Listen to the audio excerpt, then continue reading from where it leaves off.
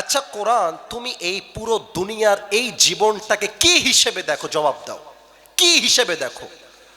ওয়ামাল হায়াতুদ দুনিয়া ইল্লা মাতাউল গুরুর। This life of this world is nothing more than play and entertainment. এই দুনিয়ার জীবনটা চাকচিক্যতা আর ধোঁকা ছাড়া আর কিছুই হতে পারে না, ঠিক কিনা বলেন? আল্লামা ইকবাল লিখেছেন, হুয়ে নামওয়ার বেনিশা कैसे कैसे ये जमी खा गई नौजवा कैसे कैसे, ये जगह जी लगाने की दुनिया नहीं है, ये इबारत की जा है तमाशा नहीं है, तुझे पहले बचपन ने बरसों खिलाया, जवानी ने फिर तुझको मजनू बनाया, मौत तेरा कर देगी बिल्कुल सफाया। मेरे दोस्त, ये जगह जी लगाने की दुनिया नहीं है, ये इबरत की जा है तमाशा नहीं है। এই দুনিয়ার জীবনটা চাকচিক্যতার খেল তামাশার জায়গা নয়, এই দুনিয়া হচ্ছে আখিরাতকে গোছাবার জায়গা। বগুড়াতে একটা মাহফিল ছিল, আপনার নাম শুনলে একটু আমাকে বলবেন যে হ্যাঁ শুনেছি। দুপচাচি একটা জায়গা আছে না, দুপচাচি, আপনারা সবাই চিনবেন। দুপচাচিয়া রোড হয়ে গেলে কিন্তু সোজা বগুড়ায় ঢুকে যাওয়া যায়, একদম সোজা বগুড়া দিয়েও যাওয়া যায়, আবার ওই নওগাঁও যাওয়া যায়। নওগাঁ, এই নওগাঁতে একটা হাট আছে, মান্দা ফেরঘাট, নাম শুনছেন না? ফেরঘাট। আমার কথা ভুল হলে আব্বা যুবকরা ধরাই দিবেন। আমার ডান হাতটা একটু খেয়াল করেন, ওই বিশ্ব রোডে দেখবেন কিছু স্পিড ব্রেকার থাকে, উঁচা উঁচা, অনেকে এটাকে আবার আইল্যান্ডও বলে, যার যেটা ভাষা আর কি, স্পিড ব্রেকার বা আইল্যান্ড। মাহফিল শেষ করে যাচ্ছি, রাজশাহী হয়ে সিরাজগঞ্জ যাব। তো আমাদের ড্রাইভার সাহেব ওই সামনে যে স্পিড ব্রেকারটা আছে খেয়াল করে নাই, একদমই খেয়াল করে নাই। গাড়ি আছে আপনার 80-100-তে গাড়ি চলতেছে, হাই স্পিডে আছে। তো ড্রাইভার সাহেব এত জোরে গাড়ি চালাচ্ছে, হঠাৎ করে সামনে চলে আসছে স্পিড ব্রেকার। আমার এখনো মনে আছে, বেশি দিন না, 1 থেকে 1.5 মাস হবে, মানে মৃত্যুকে একদম চোখের সামনে দেখে আসছি। ড্রাইভার সাহেব ঠাস করে ব্রেকটা চাপ দিয়েছে। গাড়ি 100-তে থাকলে ব্রেক যদি হার্ড ধরে, যারা গাড়িতে চড়েছেন তারা বুঝবেন যে গাড়িটা কেমন হয়। গাড়িটা উঁচুতে লাফ দিয়ে উঠে গেছে, উঁচুতে। আর আমার মনে আছে আমি সিট থেকে উঁচুতে এতটা লাফ দিয়েছি, গাড়ির যে ছাদ থাকে না, ছাদ, এই মাথাটা ওই ছাদে লেগে যাবে, এতটা উঁচুতে উঠে গেছি। আর গাড়িটা সোজা রাস্তা থেকে উল্টায় নিচে পড়বে, আল্লাহ তাআলার খেলা, বোঝা বড় মুশকিল। বাহিরে পড়ে নাই, গাড়িটা রাস্তাতেই পড়েছে, বেঁচে গেছি। কিন্তু একটু পরে নিজে নিজে ভাবলাম, নিজে নিজে, আজকে যদি আমি মরে যেতাম, এখন আমার লাশটাকে তুলে বাসায় দেওয়া হতো, আর আমার এত দামি জামা কাপড় সব খুলে সাদা কাফনের কাপড়ে প্যাকেট করে কবরে শুয়ায় দেওয়া হতো। আরে বগুড়ার ভাই, এটাই হচ্ছে দুনিয়ার এই জীবনের চাকচিক্যতা, আসল বাস্তবতা, ঠিক কিনা বলে? রূপেরই গৌরবে সাজিয়াছ সাজ, সোনা দানা কত কি আর রাজকী পোশাক, যেদিন প্রাণ চলে যাবে সবই পড়ে রবে, প্রাণ চলে যাবে সবই পড়ে রবে, গায়ে দেবে মার কিনো থন রে মোনা আমার, কেন বাঁধো দালান ঘর। একটা লাইন গান তো সবাই মিলে আগের মতো, একদিন মাটির ভেতরে কেন বাঁধো দালান ঘর, ঠিক কিনা বলে? দেহ তোমার চরম চর গলে পচে যাবে, শিরার উপর শিরাগুলি ছিন্ন ভিন্ন হবে, মন্ডুমিরু দণ্ড সবই হবে খণ্ড খণ্ড, মন্ডুমিরু দণ্ড সবই হবে খণ্ড খণ্ড, পড়ে রবে মাটির উপরে। মোনা আমার কেন বাঁধো দালান ঘর। বগুড়াবাসী একটা লাইন সবাই মিলে আমার সাথে গান, একদিন মাটির ভেতরে।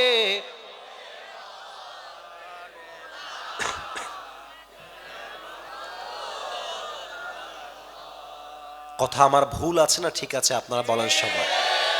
এবার আমি সবাইকে একটা আবদার করব, সবাই মিলে দুইটা হাত তোলেন। Everybody raise your two hands. কেউ যেন বাদ না যায়, কেউ না, কেউ যেন বাদ না যায়। মাশাআল্লাহ, স্টেজেও সবাই হাত তুলে ফেলেছে। সবাই মিলে একটা মেহেরবানি করে কাশি দেন। আমি একটা তাকবীর দিতে বলবো, সবাই মিলে তাকবীর দেন, নারে তাকবীর। এবার আমাকে একটা ওয়াদা করেন তো, হাতটা নামায় ফেলেন, একটু ডাক দেন তো, বলেন আসিফ হুজুর। পেছনে আওয়াজ পাই না, আর একবার আসিফ হুজুর। আমরা আপনাকে ওয়াদা দিলাম, এখন একটা হাদিস আমরা মন দিয়ে শুনব, তারপরে আমরা দোয়া করে একসাথে বাসায় যাব। এটা আওয়াজ দিয়ে বলবেন না ইনশাআল্লাহ? অনেকে কমিটিরা ভাবছে আসিফ হুজুরের তো ওয়াদা ছিল 1 ঘন্টা, 1 ঘন্টা তো পার হয়ে গেল, শেষ হয় না কেন? সব জায়গায় নিয়ম দিয়ে হয় না, মাঝে মাঝে ভালোবাসা দিয়েও তো হিসাব করতে হয়, তাই না? আচ্ছা বলেন তো, সবচেয়ে বীর বাহাদুর সাহাবী তার নাম কি ছিল? মাশাআল্লাহ, রাইট রাইট রাইট, ওমরে ফারুক রাদিয়াল্লাহু তাআলা আনহু। এটা আমার শেষ হাদিস। এই ক্যামেরাম্যান ভাইজান বা আব্বাজান, ও আব্বাজান থাক, ওদেরকে আর, ওরা অনেক কষ্ট পাইছে ক্যামেরার জন্য, আর কষ্ট দিয়েন না ওদেরকে, একটু থামেন। অনেক কষ্ট করছে ওরা, ওরা ওরা চাইলে চিৎকার করতে পারতো, বাট ওরা বুঝাইছে যে হুজুর আমরা বগুড়ার সোলপোল, আমরা ভদ্র ঘরের সন্তান সবাই। নারে তাকবীর। প্রবাদ বাক্য আছে, শেষ ভালো যার সব ভালো তার। এতক্ষণ প্রত্যেকটা কথা বলেছি আল্লাহর কোরআনের আয়াত দিয়ে, এই লাস্ট একটা হাদিস বলবো। ওমরে ফারুকের কাছে একজন যুবক আসছে, দেখতে, এই ছেলে পেলে তোমরা ইঙ্গিতে কথা বলতে পারো না? 12 ঘন্টা জার্নি করে এই মাহফিলে আসছি। 12 ঘন্টা বলতাম না, বলে ফেললাম। 12 ঘন্টা জার্নি করো দেখি, তুমি তো হাঁটতেই পারবে না 12 ঘন্টা জার্নি করার পরে।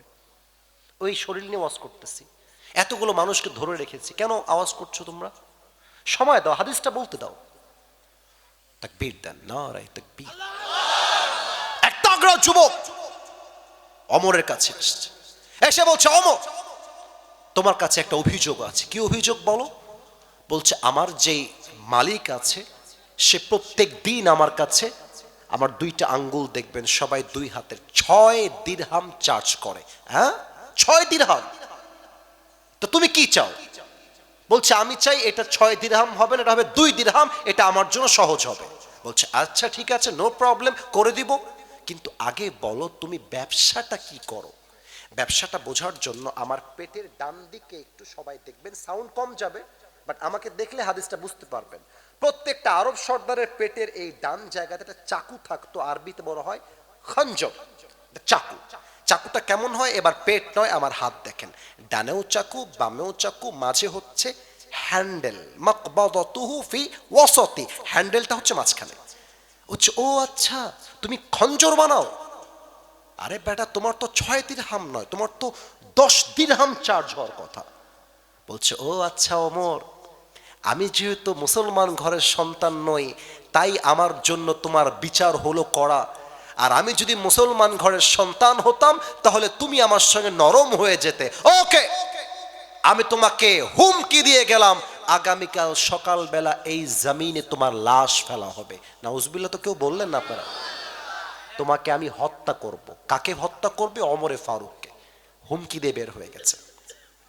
লম্বা রাত মিলে ওমরে ফারুককে হত্যা করবার জন্য বিশাল লম্বা একটা ছুরি বানিয়েছে।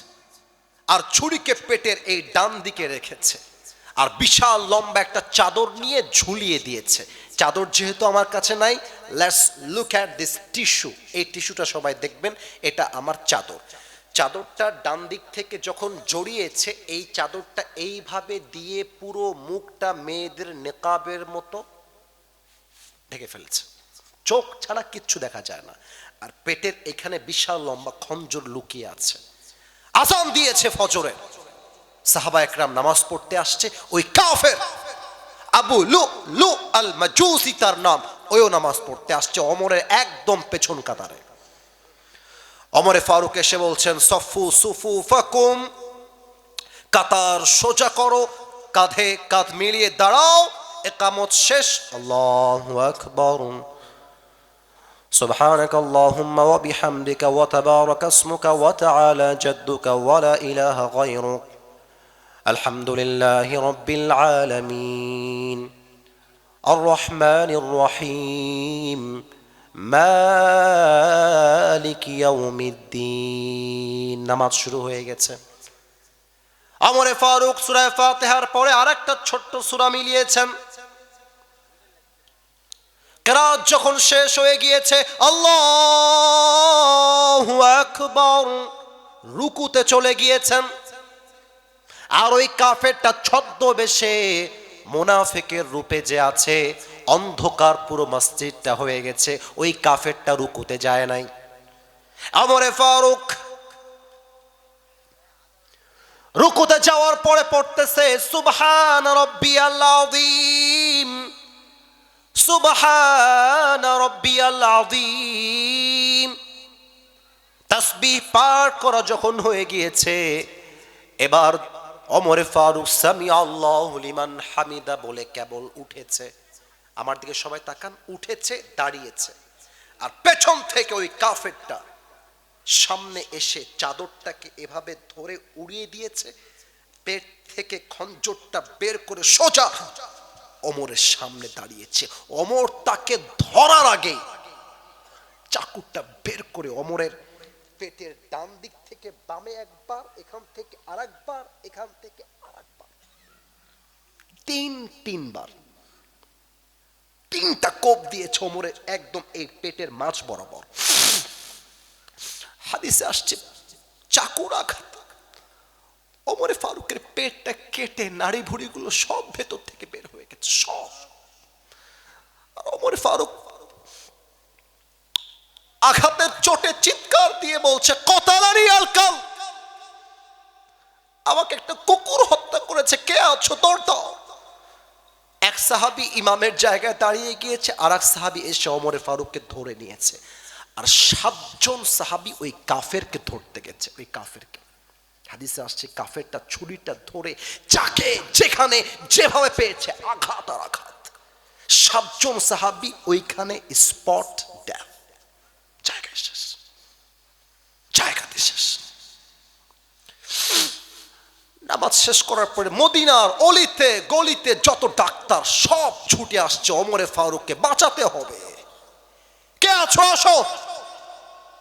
ওমরে ফারুককে এসে একজন ডাক্তার বলছে, পানি কোথায়, পানি নিয়ে আসো, পানি নিয়ে আসো।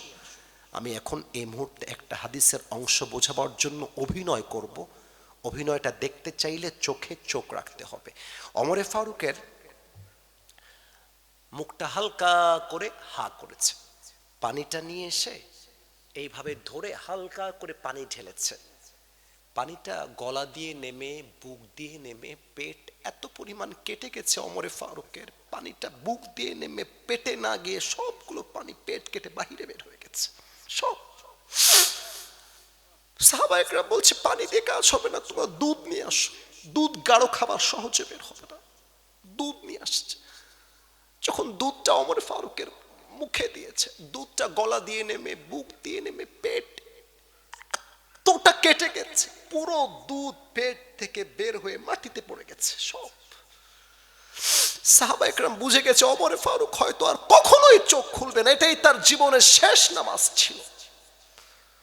হঠাৎ করে এক সাহাবী দূর থেকে দেখতেছে ওমরে ফারুক তার চোখটা হালকা করে খুলেছে, it's a very little bit, একদম ছোট্ট করে খুলেছে। ওই সাহাবী দৌড় দিয়ে আসছে, মালাকা ইয়া উমর, চিৎকার দিয়ে বলছে মালাকা ইয়া উমর, হে ওমর আপনার কি লাগবে আমাকে বলেন, আমি আপনার খেদমতে হাজির আছি। ওমর ফারুক কথা বলতে পারছে না, পেট কেটে রক্ত বের হয়ে কথার শক্তি হারায় গেছে।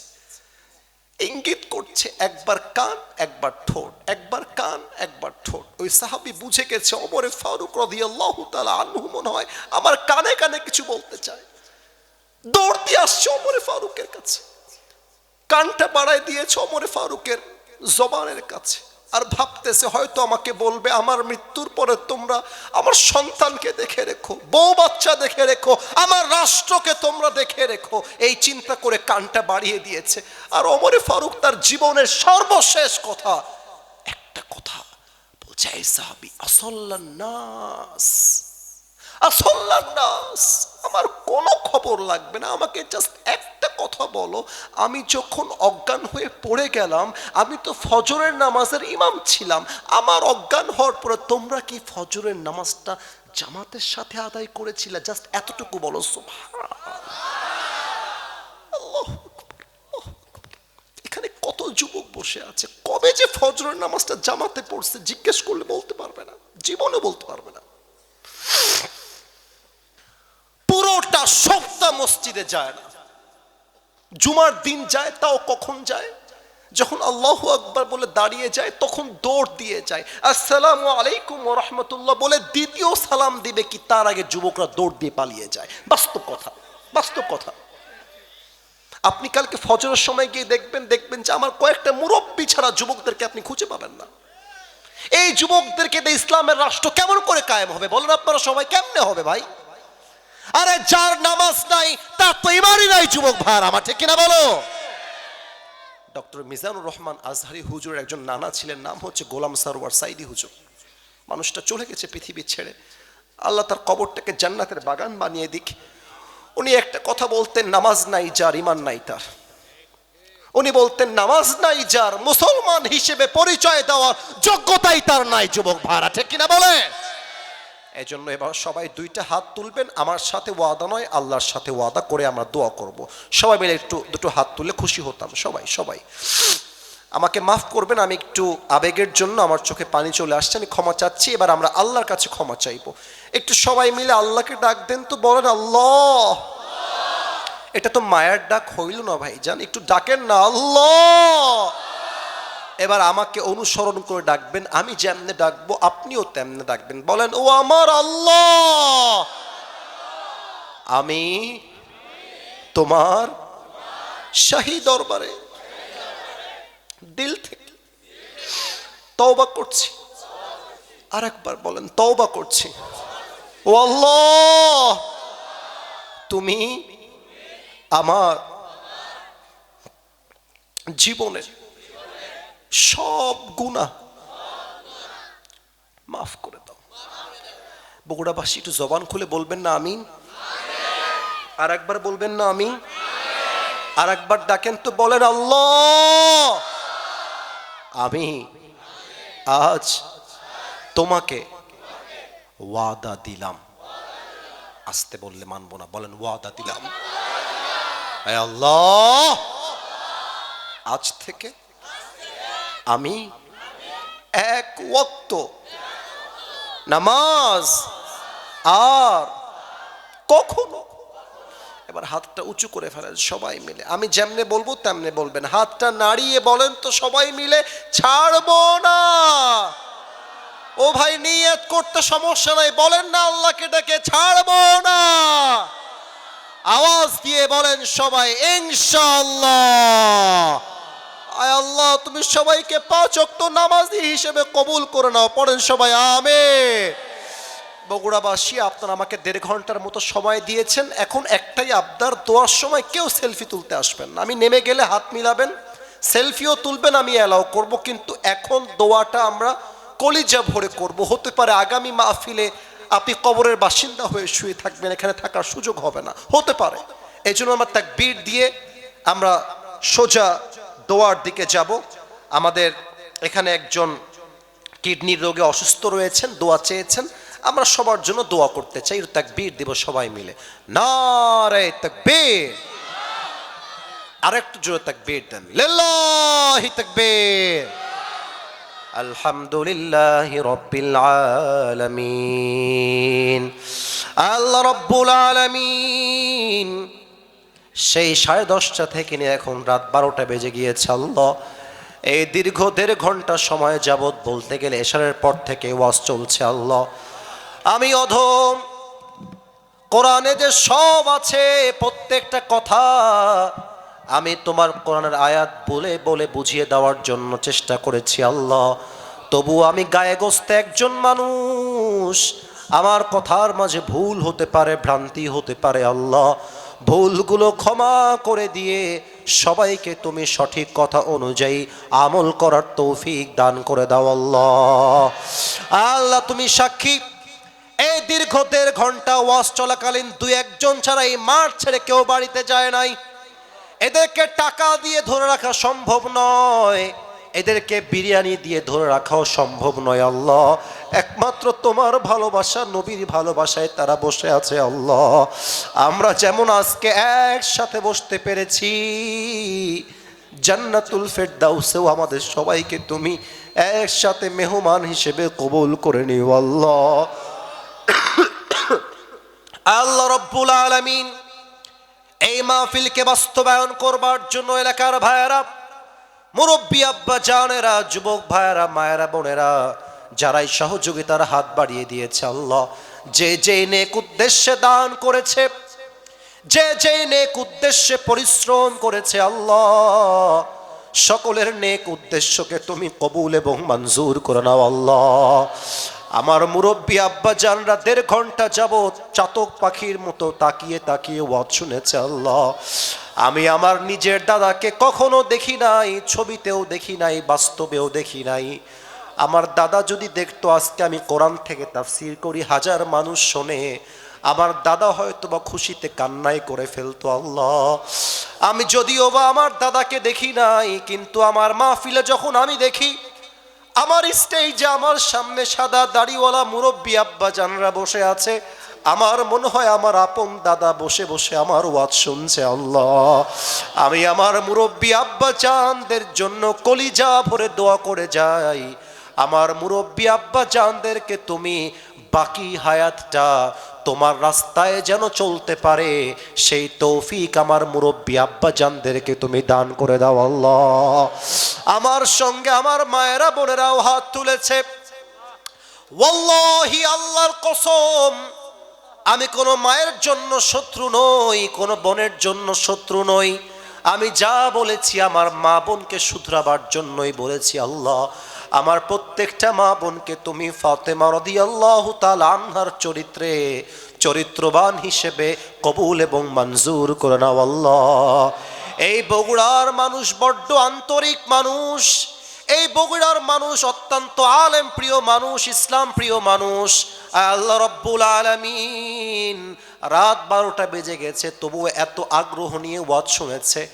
আমার মনে হয়েছে ফজর পর্যন্ত ওয়াজ হলেও কেউ উঠে যাবে না। আল্লাহ, এই বগুড়ার মাটিকে তুমি ইসলামের ঘাঁটি হিসেবে কবুল এবং মঞ্জুর করে নাও। আল্লাহ, বাংলাদেশকে স্বাধীন রাষ্ট্র হিসেবে ঘোষণা করেছিলেন শহীদ প্রেসিডেন্ট জিয়াউর রহমান, তিনিও শহীদ হয়ে কবরে চলে গিয়েছেন। আল্লাহ রাব্বুল আলামিন তার কবরটাকেও তুমি জান্নাতের বাগান হিসেবে কবুল এবং মঞ্জুর করে নাও। আল্লাহ, তার প্রিয় সহধর্মিনী বেগম খালেদা জিয়া, তিনিও ইন্তেকাল করেছেন। বাংলাদেশের প্রত্যেকটা মানুষের অত্যন্ত প্রিয় মানুষ ছিলেন তিনি। আল্লাহ, জানাজায় আমরা দেখেছি লক্ষ লক্ষ মানুষের ঢল নেমেছে। আল্লাহ রাব্বুল আলামিন তার কবরটাকেও তুমি জান্নাতের বাগান হিসেবে কবুল এবং মঞ্জুর করে নাও। আল্লাহ, এই এলাকায় আমার বিএনপির ভাইয়েরা আছে, জামাতের ভাইয়েরা আছে, চরমোনার ভাইয়েরা আছে, এনসিপির ভাইয়েরা আছে, যুবকরা আছে, মুরব্বীরা আছে। আমাদের দল মত ভিন্ন হতে পারে, তবে আমাদের রব আল্লাহ তুমি তো ভিন্ন নও, আমাদের ধর্ম তো ভিন্ন নয়। আল্লাহ, আজকে প্রত্যেকটা দলের মানুষ দল মত নির্বিশেষে কোরআনের তাফসির শোনার জন্য চাতক পাখির মতো বসেছিল আল্লাহ, এদের সবাইকে তুমি ইসলামের সৈনিক আবু বকর এবং ওমরে ফারুক রাদিয়াল্লাহু তাআলা আনহুমার মতো কবুল এবং মঞ্জুর করে নাও আল্লাহ। সর্বশেষ একটা দোয়া করে তোমার শাহী দরবার থেকে বিদায় নিব। আল্লাহ তাকায় দেখো, আমার মুরব্বী আব্বা জানরা চোখের পানি ছেড়ে আমিন আমিন বলছে। আল্লাহ, যে যুবকদের বাসায় বসে বসে এখন মোবাইল টিপার কথা, যে যুবকদের সময়গুলো নষ্ট হওয়ার কথা, ওই যুবক সব কাজ ফেলে দিয়ে তোমার কোরআনের মাহফিলে বসে আছে আল্লাহ। আমার মায়েরা বোনেরা ঠান্ডার ভেতরে মাহফিলে বসে আছে আল্লাহ। আমাদের তোমার কাছে একটাই চাওয়া, আমরা সবাই হাত তুলে তোমার দরবারে তওবা করেছি আল্লাহ। আল্লাহ রব্বুল আলামিন, জীবনে যদি কোনো আমল তোমার পছন্দ না হয়, আজকে যে আমরা দিল থেকে তোমার জন্য কাঁদতেছি, আমরা যে দিল থেকে তওবা করছি আল্লাহ, দয়া করে মেহেরবানি করে আমাদের তওবাকে তুমি তোমার গফফার নামের ওসিলায় কবুল এবং মঞ্জুর করে নাও আল্লাহ। রব্বানা ظلمنا أنفسنا وإن لم تغفر لنا وترحمنا لنكونن من الخاسرين ربنا تقبل منا إنك أنت السميع العليم وتب علينا إنك أنت التواب الرحيم سبحان ربك رب العزة عما يصفون وسلام على المرسلين